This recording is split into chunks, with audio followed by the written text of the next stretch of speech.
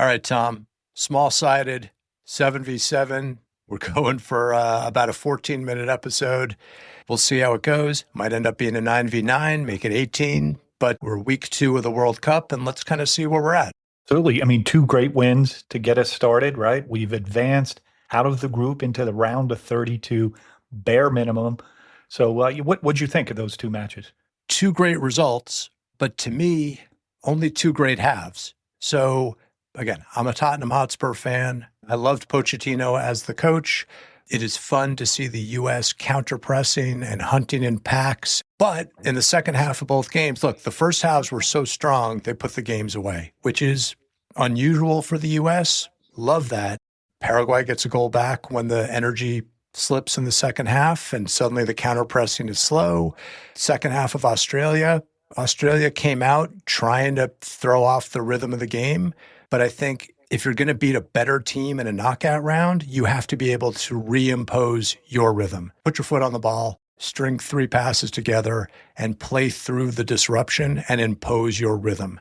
Great results, but perhaps not a great team yet, right? Not a complete team. We were without our ace forward, right?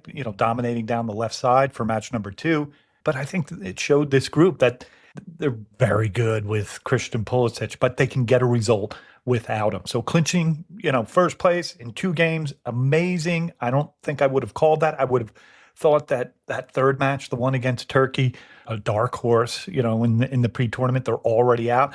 I would have called that we would have needed a result in that match going forward. But we're watching Malik Tillman and Alex Freeman and some of these guys just announcing themselves to the world, which is one of the fun things about a World Cup, is when young players become global superstars. So rooting for the team, happy with what we've seen.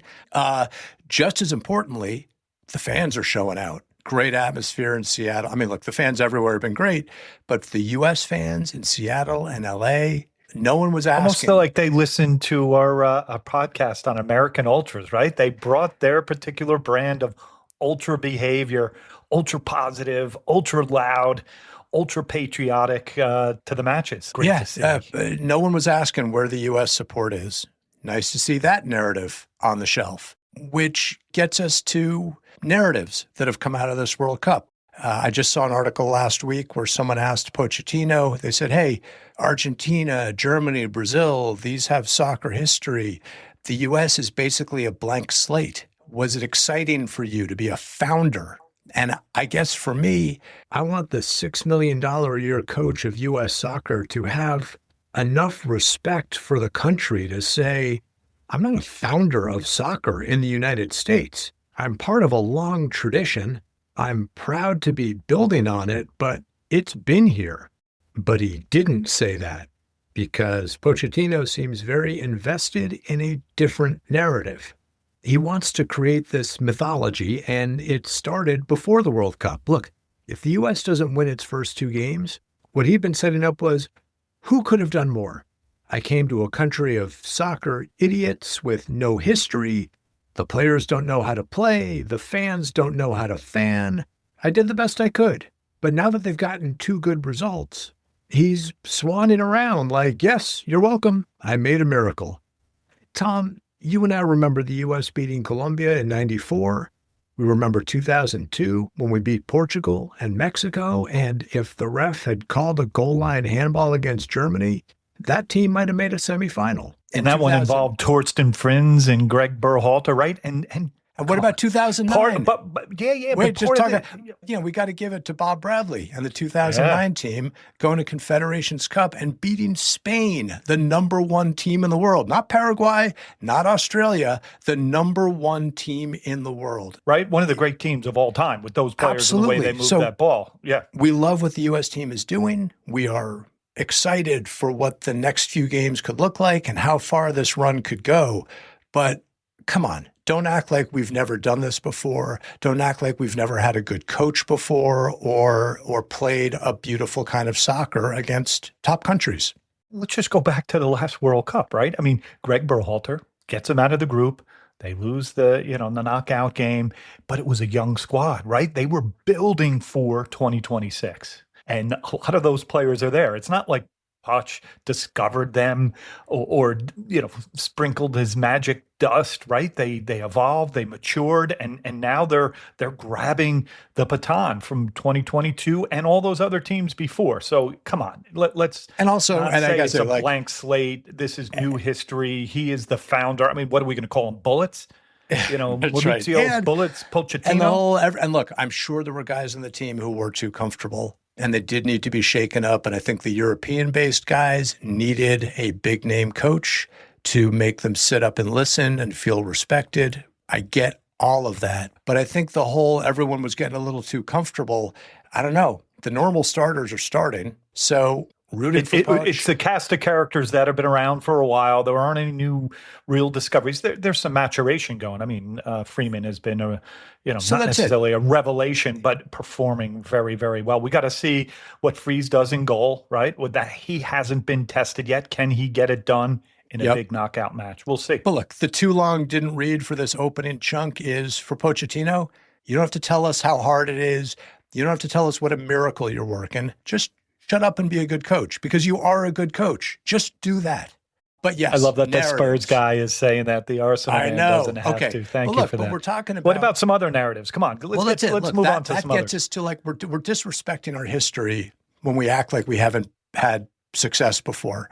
And in the same way, we rarely get a home World Cup. This is a chance to show the world what you and I have been talking about for a year now on this podcast, which is we are a soccer country. We're a soccer nation. And we do have a history. So, we just had a great game up in Seattle, and there were a lot of stories about Seattle soccer. And a prominent soccer writer for a prominent publication did a story about Seattle soccer history and how it has been there for half a century. And if you're going to take the time to write a story about Seattle soccer, tell the history, because that article is now part of the record. If you Google Seattle soccer history, that's what you're going to find. And we credit the work of Frank McDonald and all the great Seattle soccer historians who have shared stories of the timber camp teams back in the 1880s and the long, long history of the game there. And so for us, that would have been a great thing to tell the world about as the game is being played in all of these soccer towns around the country.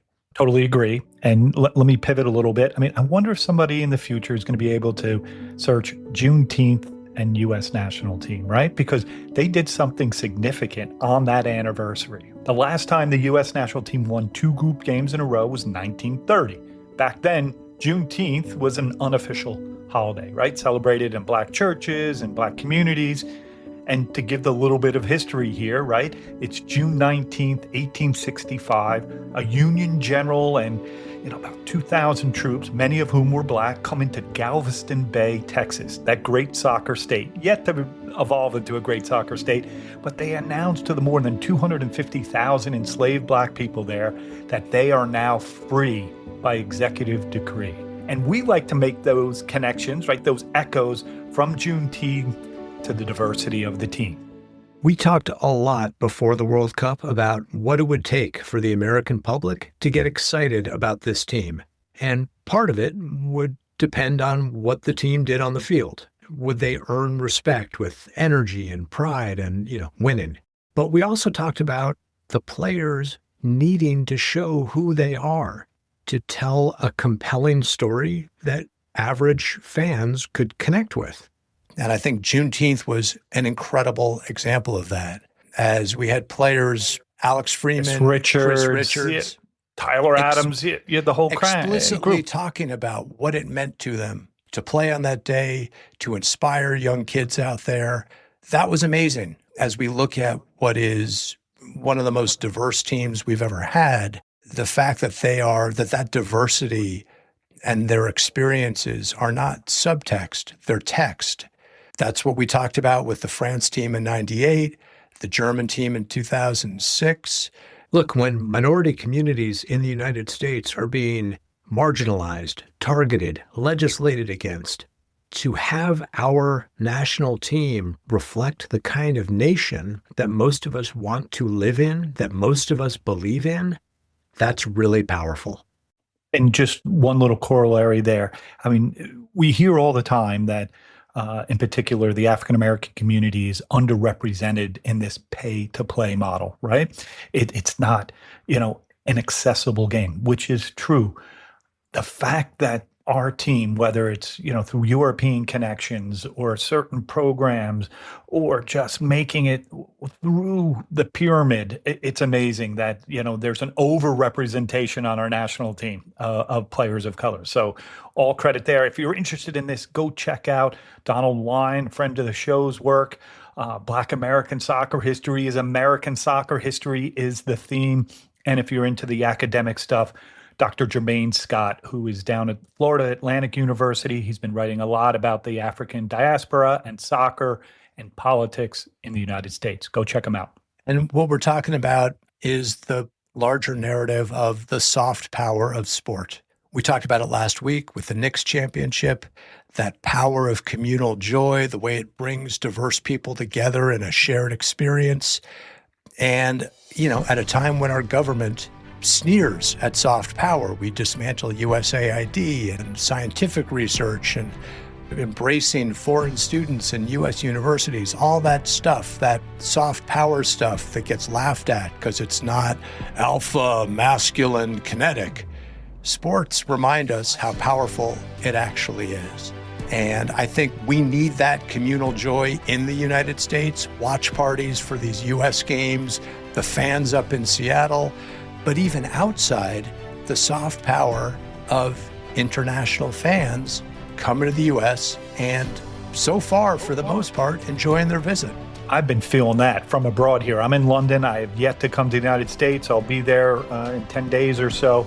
But you're hearing, the Scotch drinking Boston Dry, this German guy, Freddie, or whoever he is, eating at Buc-ee's, the whole country getting behind Henry and Ibra in their battle against Alexei on Fox. It's great. I think it's a reintroduction of the United States to the rest of the world. And perhaps, maybe even more provocatively, a reintroduction of the United States to itself via this World Cup. Imagine that being the legacy of the 2026 World Cup. One can dream, right? Love that. Also love, we were not the first ones to get at Alexei, but we've been there early. And I got to say, as a television person, Alexei is a Fox employee. Thierry Henry and Zlatan are guests. So for guests to come to his home and clown him that badly, for Zlatan, when Alexei was off the desk, because he probably said, I need a break from this, you got to protect me, and they put him in the safe space of Carly Lloyd and Clint Dempsey. Safe space, I love that. Right? When Zlatan looks gave at the him a pillow to hug in a closet or something, right? When Zlatan's like, you're welcome, America. To do that on Alexei's home desk was levels of disrespect. Anyway. Speaking of disrespect, Kirk, on the way out, people have been sending me Alexei stuff left and right, including my twin sister. One of them was Alexei butchering the national anthem way back. Really? So let's use that as the outro. We're patriotic guys here. Let's listen to Alexei strangle our national anthem. Okay, I will look for that. Speaking of soft power, we've said many times that FIFA is a historically corrupt organization. That's not controversial. That's just fact. And that under Gianni Infantino, it has become an active collaborator with dictators and an engine of human rights abuse. Again, that's just the factual record. We take none of that back. But this expanded World Cup field that many of us were down on because it was a cash grab and it was gross and whatever, is not bad. Yeah, I love it. I love that that's working out, right? Come on. It's the underdog. It's the little guy. It's the minnow.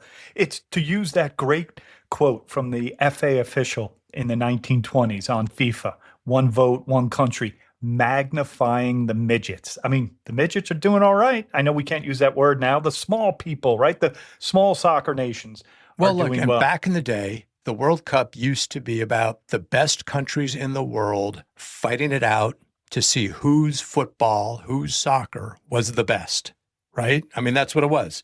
And I think that we have to embrace that it has turned into something else. This World Cup has 98 players who were born in France, but 76 of them are playing for other nations.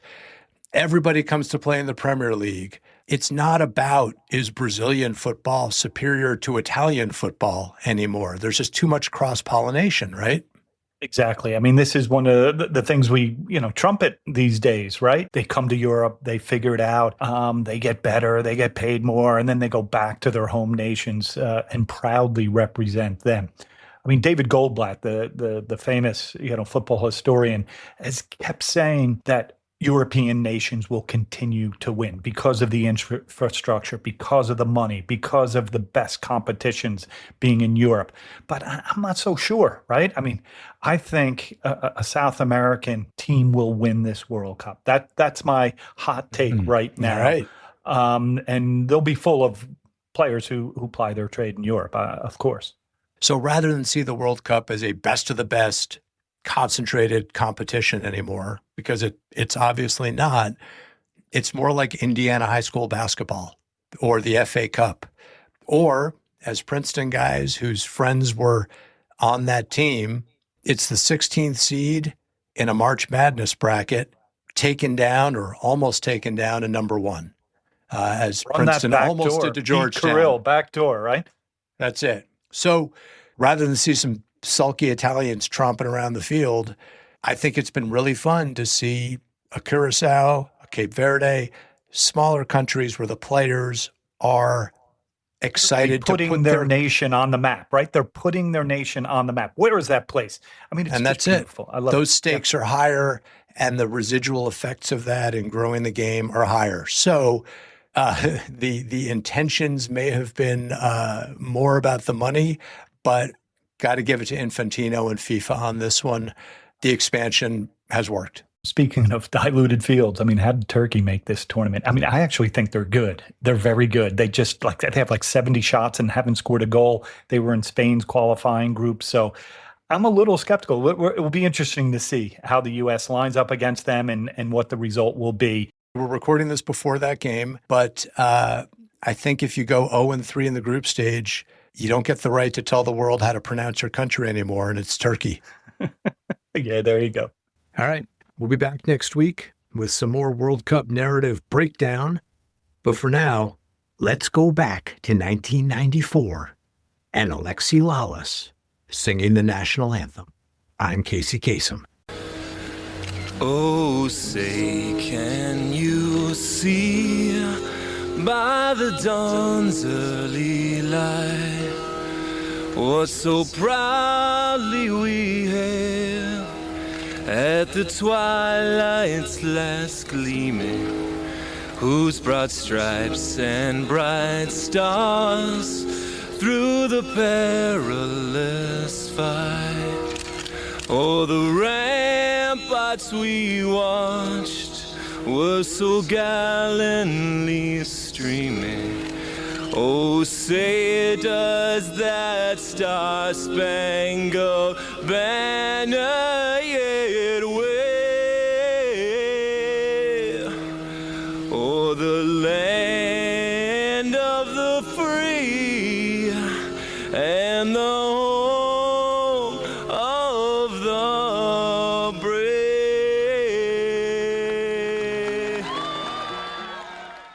Yeah, we can't believe you made it this far either.